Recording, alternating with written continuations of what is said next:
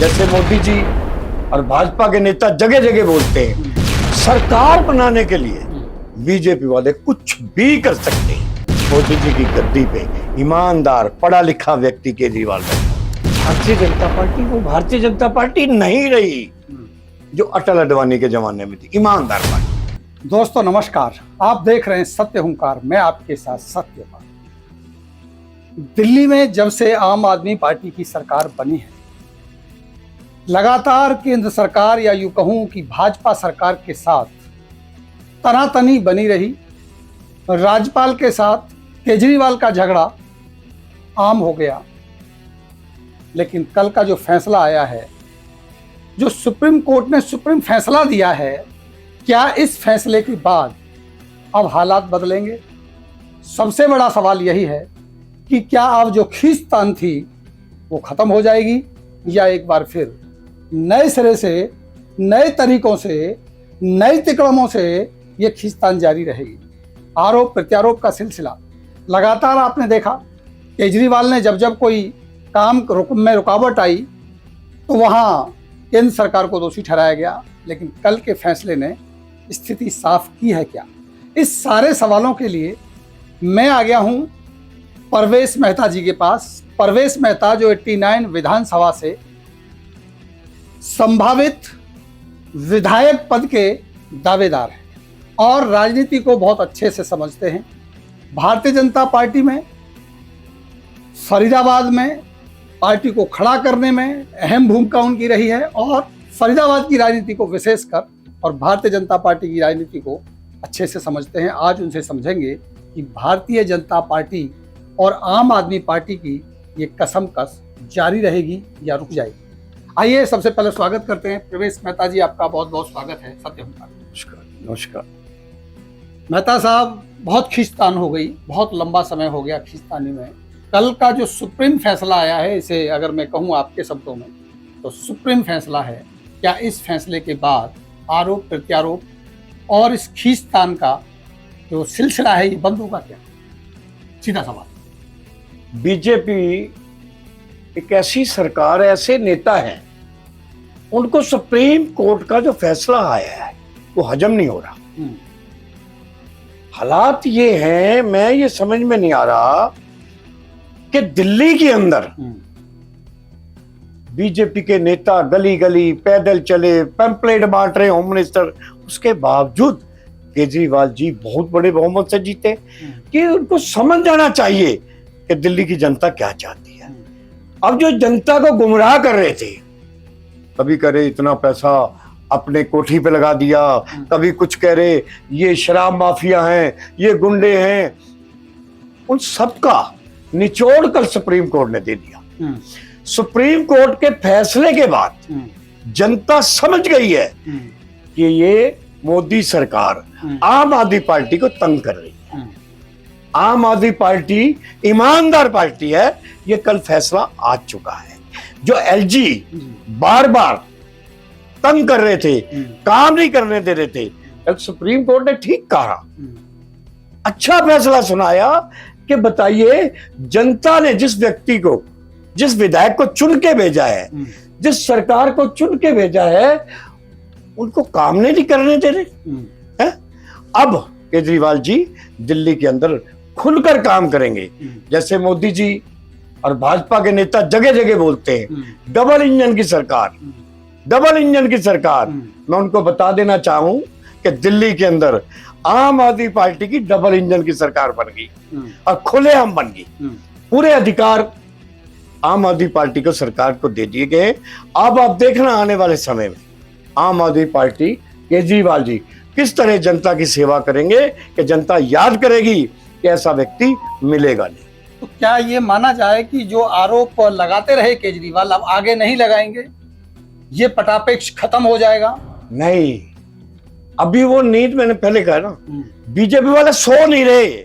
अभी सूत्रों से ज्ञात हुआ कि वो लोग ये कह रहे हैं कि बहुमत लोकसभा में भी हमारा है, विधानसभा में भी हमारा है। मतलब सुप्रीम फैसले को चुनौती देने वाले, ये सुनने में आया, सूत्रों से ज्ञात हुआ है कि हम दिल्ली सरकार के ऊपर नया कानून बनाएंगे। अब बताइए सुप्रीम कोर्ट के फैसले कुछ, तो जनता क्या समझेगी? जनता आने वाले समय में, इनको फिर बता रहा हूं, इनका बैकग्राउंड बीजेपी का माइनस पॉइंट शुरू हो गया है। नहीं तो कर्नाटक के कल रिजल्ट आ जाएंगे, माइनस पॉइंट ये शुरू हो गया है इनका बैक। और जल्दी 2024 में आप देखना देश के अंदर भाजपा की सरकार नहीं बनेगी। नहीं तो क्या आप ये कह रहे हैं कि जो अब फैसला आ गया है इसके बाद कोई नया तरीका निकाल के नए तरीके से ये कोई साजिश रचेंगे, ये आप कह रहे हैं? हाँ, मुझे कल कुछ ऐसा मालूम पड़ा, सूत्रों से ज्ञात हुआ कि उन लोगों ने ऐसी बातें की हैं बीजेपी वालों। क्या हो सकता है अब कहीं ऐसा तो नहीं कि अब वो वाला जो आखिरी तीर भारतीय जनता पार्टी के पास, गृह मंत्रालय के पास है कि दिल्ली की विधानसभा को ही खत्म कर दिया जाए, क्योंकि ये पहले भी हुआ है एक बार ये हो चुका है। तो अगर इन्हें लग रहा था कि हम केजरीवाल को काम करने से रोकें और अब सुप्रीम कोर्ट के फैसले के बाद रोकना शायद नामुमकिन हो जाएगा, तो क्या लगता है आपको कि अब वो आखिरी तीर छोड़ने की स्थिति में भारतीय जनता पार्टी आ सकती है? हो सकता है। सरकार बनाने के लिए बीजेपी वाले कुछ भी कर सकते हैं, कुछ का मतलब कुछ भी कुर्बानी देनी पड़े वो कर सकते हैं। लेकिन अब जनता जाग चुकी है, आप जागरूक हो चुकी है कि भाई सुप्रीम कोर्ट का ये फैसला आ गया, इसका मतलब आम आदमी पार्टी का कोई व्यक्ति दोषी नहीं है। अब देखना कुछ ही दिनों में सिसोदिया जी बरी होके आएंगे, आरोप कुछ सिद्ध नहीं हो रहा, जो 100 करोड़ का आरोप लगाया कुछ सिद्ध नहीं हो रहा, ये झूठे आरोप है। मैं उस सवाल पे भी जा रहा था कि शराब घोटाले को लेकर के जो जमानत दी गई है और उसमें जिस तरह का बयान आया है, जिस तरह का जो कोर्ट ने जो लिखा है उसके अंदर कि कोई सबूत नहीं है, तो आपको लग रहा है कि कहीं ना कहीं आम आदमी पार्टी लगातार जीत रही है, उन पे जो आरोप लग रहे थे वो भी साबित हो रहे हैं? तो इससे क्या आम आदमी पार्टी न कि दिल्ली में, अब जो पूरे इंडिया में, और मैं विशेषकर फरीदाबाद पर अगर मैं आऊँ, आपकी तरफ आऊँ, तो क्या फरीदाबाद में इसको मजबूती मिलेगी? अब देखिए, फरीदाबाद नहीं कहूंगा मैं, हरियाणा में 24 में सरकार बनेगी। अब देखना इस चीज को।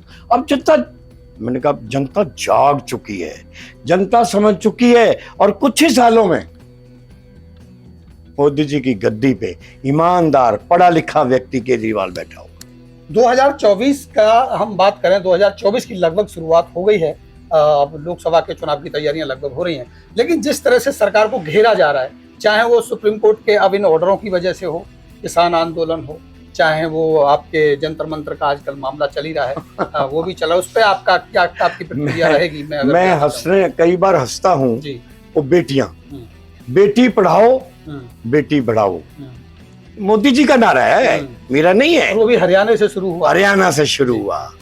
तो मैं पूछना चाहता हूं, क्या वो बेटियां इतने दिनों से धूप में, गर्मी में, बरसात में किस तरीके से दिन रात काट रही हैं, ये सरकार को नहीं मालूम क्या? ये वो बेटियां देश की जिन्होंने मेडल जीत के वर्ल्ड में देश का नाम ऊंचा किया है, वो धक्के खा रही है? उनको झूठा साबित कर रहे हैं ये सरकार वाले। क्या कोई किसी की भी बेटी अपने ऊपर जरा सा लांछन नहीं लेगी? बड़ी हिम्मत चाहिए इसके लिए। तो मैं ये चाह रहा हूं कि इस सरकार को जल्द से जल्द बृजभूषण को अंदर दे देना चाहिए और बेटियों की सुनाई होनी चाहिए। तो आप ये चाहते हैं कि उनका सांसद अंदर चला जाए, उनकी सरकार खतरे में आ जाए, 2024 में 10-15 सीट उनकी आनी है, बृजभूषण की वजह से वो भी चली जाए? मैं यही आपसे कहना चाहता हूं, बाहुबली, बृजभूषण एक बाहुबली है, उसके ऊपर कितने मुकदमे हैं? 6 बार जीता हुआ तो बाहुबली 6 बार, फिर वो 6 बार तो अतीक जी भी जीते हुए थे, उनका क्या हुआ? वो मुसलमान थे, ये हिंदू है। मैं यही तो पूछना चाहता हूँ, 6 बार तो वो भी जीते हुए थे। फिर मैं जीतने हाथ, लोग डरते हैं, डर के वोट डाल देते हैं बाहुबली से, इसलिए जीत जाते हैं, वो डरते हैं कल हमारा क्या। इसलिए मैं पूछना चाहता हूँ, उसमें कितने मुकदमे हैं? उसके बावजूद सरकार मेरी समझ में नहीं आ रही। वो खिलाड़ी, यकीन मानना, जब साक्षी मलिक, मैं झूठ नहीं बोलता हूं, जब वो कुश्ती लड़ती थी ना, मैं स्पेशल छुट्टी करके बैठ के देखता था। असल में परवेश मेहता जी, मैं आपको जानता हूं काफी समय से, आपने भारतीय जनता पार्टी की उस समय से बागडोर थामी थी जो आज स्थिति में शायद आम आदमी पार्टी है, ये कह सकते हैं। उस समय ये मैं सवाल पूरा कर लूं आपको, मैंने पहले भी कहा था, पहले भी कई बार कह चुका हूं, भारतीय जनता पार्टी वो भारतीय जनता पार्टी नहीं रही। जो अटल अडवाणी के जमाने में थी, ईमानदार पार्टी। आज तो भारतीय जनता पार्टी तो नाम रखा है तो ये मोदी की पार्टी, एक व्यक्ति की पार्टी है ये, किसी की हिम्मत है किसी मंत्री की। इसलिए इस पार्टी की बात छोड़िए, कुछ नहीं है। मैंने इस पार्टी को जन्म दिया था, अपने हाथों से पाला था फरीदाबाद में। आज क्या हो रहा है? आज फरीदाबाद की दुर्दशा क्या है? मैं तो जनता को कह रहा हूं कि इस फैसले को फरीदाबाद के निवासी मेरी आवाज सुने और इस फैसले को देखें कि आम आदमी पार्टी सारे के सारे केस जीतेगी और आम आदमी पार्टी से अच्छी कोई पार्टी नहीं है। इसलिए ईमानदार पार्टी के साथ जुड़िए। और मैंने आपको अभी थोड़ी देर पहले बताया था कि मैं थोड़ा सा एज थोड़ी सी ज्यादा हूं, मैं अब पूरे 89 विधानसभा का पैदल दौरा करूंगा, पूरे विधानसभा। मतलब दिल्ली के उस मैसेज को लेकर के आप घर घर पहुंचाऊंगा, घर घर जाएंगे और उसका फायदा उठाएंगे पूरा। फायदा क्या होता है तो जनता ने देख ली। मैसेज दूंगा घर घर जाके, ये केजरीवाल की नीतियां, ये बीजेपी की नीतियां, फर्क ढूंढो, फर्क ढूंढो। कांग्रेस तो खत्म, कांग्रेस का खेल नहीं है कहीं। फरीदाबाद में टक्कर रहेगी बीजेपी और आम आदमी पार्टी। कांग्रेस तो 2024 में हरियाणा में सरकार बनाने के आप ये कह रहे हैं ना, आप ये कह रहे हैं कि कांग्रेस सरकार, मैं तो नहीं कह रहा, आपको दिखेगा कि सरकार बढ़ाएगी आम आदमी पार्टी। आम आदमी पार्टी, कांग्रेस का सारा वोट बैंक आम आदमी पार्टी में, बीजेपी का वोट बैंक आप देखिए प्रवेश मेहता अगर पार्टी का आदेश हुआ, विधानसभा से यहां से लड़ा, 50% बीजेपी का कार्यकर्ता प्रवेश मेहता के साथ कंधे से कंधा लगा के तो हमने आपके जन्मदिन में देखा कि बीजेपी वाले भी आ रहे हैं, कांग्रेस वाले भी आ रहे हैं। मेरा प्यार है, मेरा व्यक्ति, मैंने किसी का बुरा नहीं किया।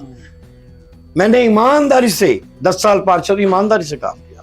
इसलिए मेरा ये कहना है कि अब सुप्रीम कोर्ट के अंदर जो फैसले आएंगे टोटल सरकार के खिलाफ जाएंगे।